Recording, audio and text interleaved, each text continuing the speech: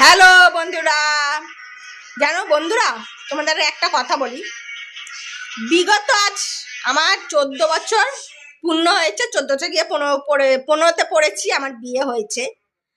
তা এতদিন আমার কোনো সম্পর্ক ছিল না। যাই হোক, রোববার দিন আমার অ্যানিভার্সারি গেছিল।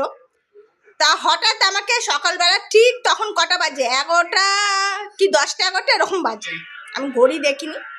হঠাৎ দেখি মানে আমার হাজবেন্ড, নাম হচ্ছে অপু, তা ও আমাকে ফোন করেছে। তা আমাকে যখন ফোন করেছে, আমি হঠাৎ মাকে বলি, মা অপু না আমায় ফোন করেছে। তখন মা বলল যে ধর।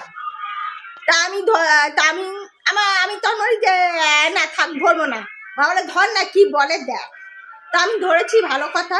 ধরে আমাকে বলল, হ্যাঁ, হঠাৎ ফোন করে বলছে যে কেমন আছো, ছেলে কেমন আছে বলছিল।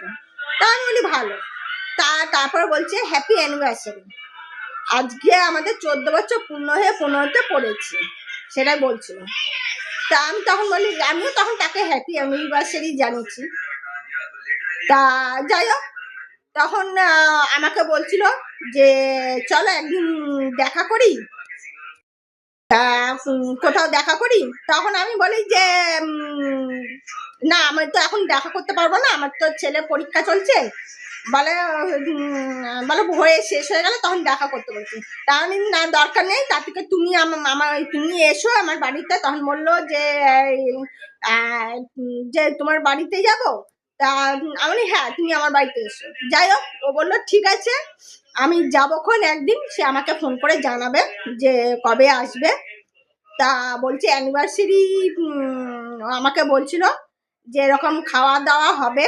তা একদিন ও আর আমি যাব, কিনতে যাব খাওয়া, মানে খাবার, অ্যানিভার্সারি খাবার, সেটা আমাকে বলছিল। আমি ঠিক আছে, একদিন আসো, তুমি এসো, তাহলে খাওয়া দাওয়া হবে।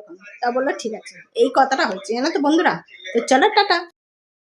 I love you Apu. মানে আমার সত্যি কথা বলতে এত বছর বাদে ফোন করেছে, আমার খুব খুব খুব বিগত আনন্দ।